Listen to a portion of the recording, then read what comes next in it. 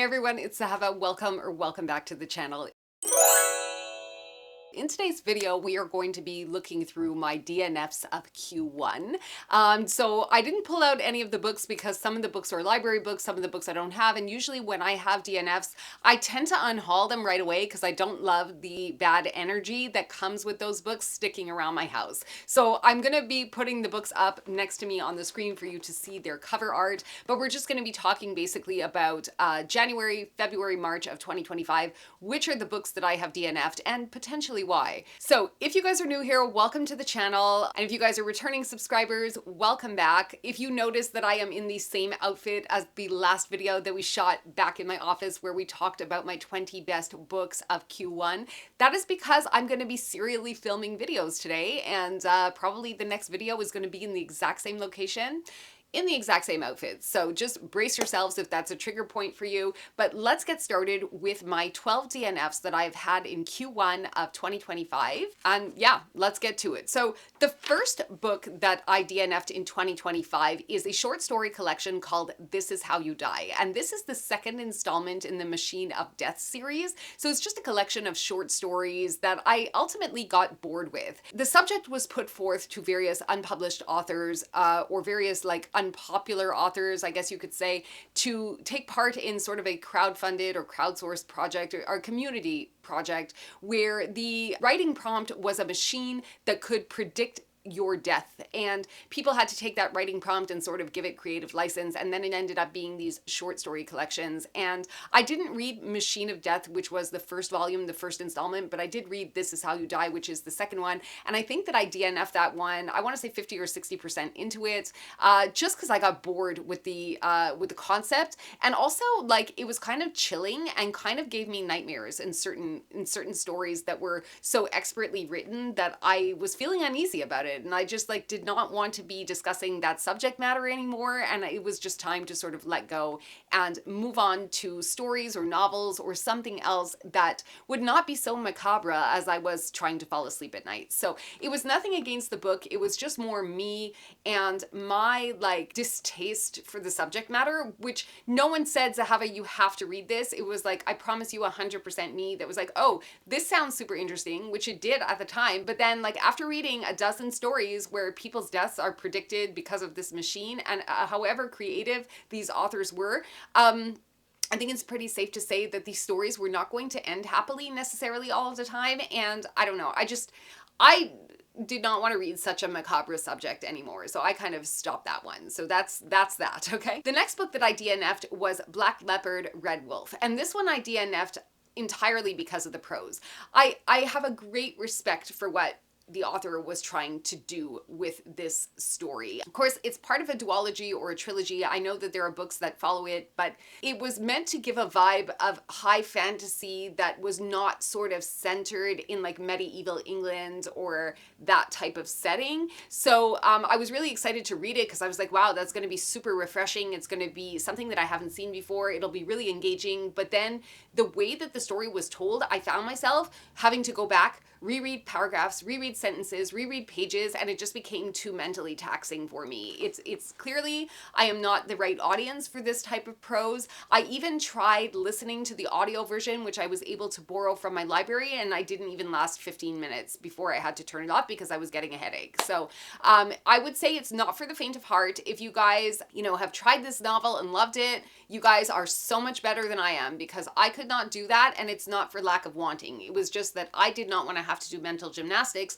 to get through a book that I'm supposed to be reading for escape and enjoyment when I'm finding that the prose is so difficult that I have no idea what's going on in the story for, I don't know, about 85% of the time. So it was just not a good experience for me. I really, really, really wanted to like it, but it was a DNF for me. And along the same lines, very similarly to that, I DNF'd the Goblin Emperor because of the same structural issues, prose, vocabulary, the way that the story was being told. I just didn't love the voice of it. I didn't like the introduction of an entirely new vocabulary. I felt that that was probably unnecessary. I get it why an author would want to do that to create a beautiful world, such as George R.R. Martin did with Dothraki and with High Valyrian in A Song of Ice and Fire. However, the it didn't require of the reader to learn the languages in order to understand what was happening in the plot of the story. Whereas I think with the Goblin Emperor, there was like a disconnect between the vocabulary used and also like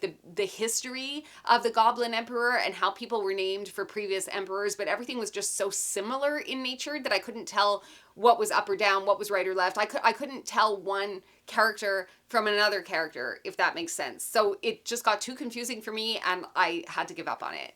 The next one that I gave up on in Q1 of 2025 was Babel by R.F. Kuang. I wanted to like this one. This was a real disappointment for me. After so many booktubers and so many people in the bookish community had talked this book up to the nines, I was super convinced that I was just going to eat this book up. I was going to love it. It was going to be like an instant favorite for me. And that, unfortunately, is not what happened. So I made it, I want to say, like in between 200 and 300 pages into the book before I got so tired and so bored of it. It was so slow paced. It was so nothing happening. And I guess I just got bored of it, and it just, Babel would no longer compute. I wanted to read something because if you guys know me at all, you'll know that I'm a mood reader. And if I'm reading a book and it gets me into like a worse mood, that's not a good place to be. That's not a good place to be. So I needed something that was a little more uplifting, a little more energetic in tone and prose.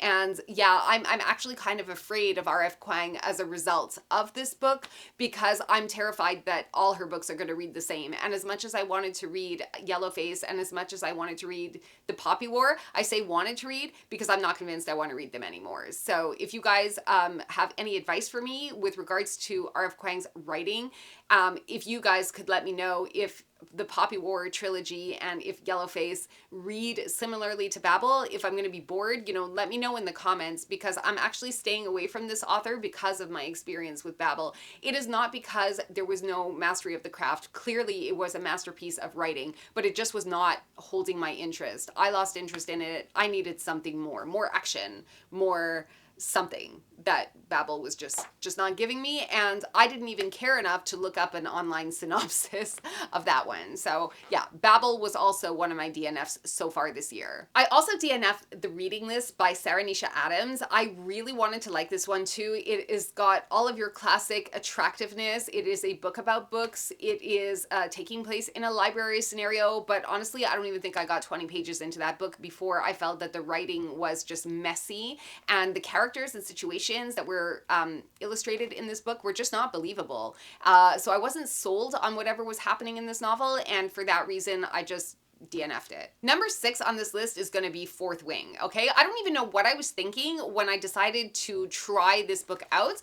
I think possibly because everybody in the bookish community seems to have read this series, loved this series, everybody's talking about it. If you guys know me at all, you will know that from the get-go, I am not a romantasy girl. I have a lot of trouble with romantasy. I especially have a lot of trouble with first-person present tense in general when I'm reading a novel. So here you have and on top of that, I have issues with YA and NA books. So why I decided to pick up Fourth Wing, only you can tell me, because I really don't know why I did that to myself. And I can tell you that I didn't make it past chapter 4 on the audio version of Fourth Wing, which I was able to borrow from my library. And like, honestly, I don't know what I was thinking. This book is badly written, first of all. It's written in first person present tense with like, I don't know, very much YA elements. It just was not going anywhere. I can't think of ways to describe how bad this book was and how much I hated it and how much I'm never going to pick up a Rebecca Yarros in my life again. If you guys enjoyed Fourth Wing, I really want to understand you. So please let me know in the comments what it was that you guys enjoyed about this book, because I'm at a loss. I have searched high and low and can find nothing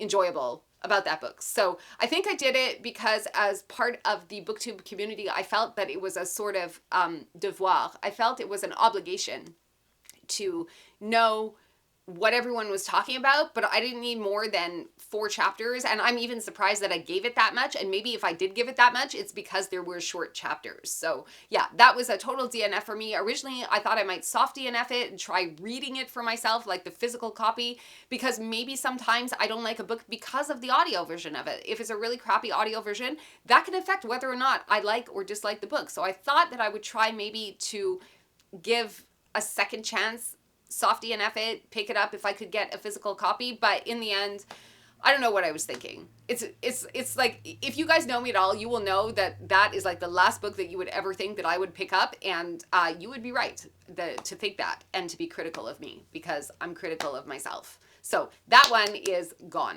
Number 7, I DNF Tiger Tiger. So this was a true story memoir from an author who had written about a sexual relationship that she had when she was a child with a much older man, a man in his 50s. And I DNF'd this book about chapter 10 or so, just because it was not reading like a memoir. It was reading like some sort of literary or wannabe literary masterpiece. And I don't know, it really wasn't so much about the subject matter so much as it was about the writing style. I expected more from it. I wanted her to like give us more of herself and less of this idolizing and deifying her abuser, which I thought was just like really kind of weird. So that was a DNF for me. Number 8 that I DNF'd was the Kamogawa Food Detectives, which was supposed to be a cozy Japanese translation mystery where people kind of show up to this restaurant and they try to recreate dishes from their past that are supposed to heal them emotionally. And I don't know, I got into like chapter 2 and I had a lot of trouble with the prose in that one, and just maybe that has to do with things being lost in translation. I don't know, but that was not working for me despite the adorable cover and how much I had heard about this book. And I just want to say that I found that book at a thrift store, and that's exactly where it went back to. So number 9 that I gave up this year is Earth Abides, even though I know that it has been made into a series, which I believe is streaming right now on MGM. I got bored of that one as well. A large chunk of the text in that book was just text, just exposition, very little to no dialogue. There was a lot of time in between issues traveling from one place to one place to one place. I had actually put that book aside intending, before I left for Australia last Christmas, and when I got back in January, I had every intention of trying to pick the book up again and continuing with it again. It was even a book that I had annotated, but in the end, I guess I just kind of lost interest. Too much time had passed. And ultimately, when I had other books come into the mix, I always found myself reaching for other books. So that's a pretty clear indicator that Earth Abides was not holding my interest. And I probably would have watched the miniseries, but Amazon Prime was teasing us with one free episode, and then you had to subscribe to MGM to get the rest of the 5 episodes. So I was like, nah, that's not happening. So I've abandoned the book because the book just didn't hold my interest, and the series because of their conniving way of trying to sell it to me. So I'm not going to be continuing with that story either in print or on TV. The 10th book I DNF'd so far this year is Bad Cree. That was a library read. It's a horror novel. I couldn't get into it. It was just too slow paced, didn't hold my interest, was too focused on, I don't know, I don't even know what it was focused on. It didn't hold my interest enough for me to pay that much attention to it. It felt like it was trying to tease, trying to be very dark, trying to be something that was more forced than natural. I don't know. I wanted to like it. I wanted it to be so much more like enthralling than it was, and it just wasn't. And because I DNF'd it so early, I have nothing to say. I have nothing to say. Just that I did not enjoy it. I didn't enjoy the part that I read. I did not like. So that was a DNF for me. Number 11 is a bit of a shocker. As much of a shocker to me as Black Leopard Red Wolf was a shocker to me, it is Middlegame by Seanan McGuire, and that is one that I loved the premise of, but I just felt was too long. And I wonder if it's because I listened to it on audio, but I have an inkling of a notion that probably if I had it in print, I would have been just as annoyed as well. It talks about 2 twins that are sort of created in a laboratory situation, and they are part of a longitudinal study where they're followed throughout their lives to see if they are these like superhumans, how they're going to adjust to their lives, and if they're going to be able to find each other kind of like homing pigeons, if they're going to be able to get, you know, stay in each other's spheres. And I don't know, I got bored of the book. It was almost this for the same reason as most of the books that I DNF. I don't like to be teased too long, you know? I like a little bit of a tease, but then you got to give me what I came for, because if you don't, it's like, okay, bye. Like, I have so much better things to do with my time than sit around and wait to be constantly teased. I also had this issue with the unmaking of June Farrow, because the author should have given us the hook at chapter 9 9 or chapter 10, but she waited until chapter 11 or somewhere around that area in order to give us the explanation for, or to give June the explanation for what was happening to her in that novel. And that just tested my patience a little too much because the pacing is off. It's like you're trying to tease the reader, and I get that, but there's a certain point where I'm going to max out on that and I'm going to be like, no, this is not worth my time. And that's like a tipping point for me. I feel like it's a problem with the pacing, or you're trying to keep the reader on hook for way too long. And that's what I felt that Middlegame did. And it just wasn't going anywhere, and the hook was not given, or maybe I just didn't catch it. Maybe I just didn't bite, you know? So that's possible also.